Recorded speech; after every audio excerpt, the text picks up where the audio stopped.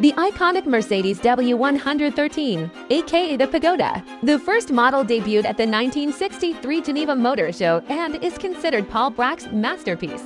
It featured a 2.3-liter inline-six engine with a 4-speed automatic transmission and power steering, blending the elegance of a luxury car with the thrill of a sports car. This is a stunning example of the updated to 8OSL model, introduced in December 1967 with a 2.8-liter engine.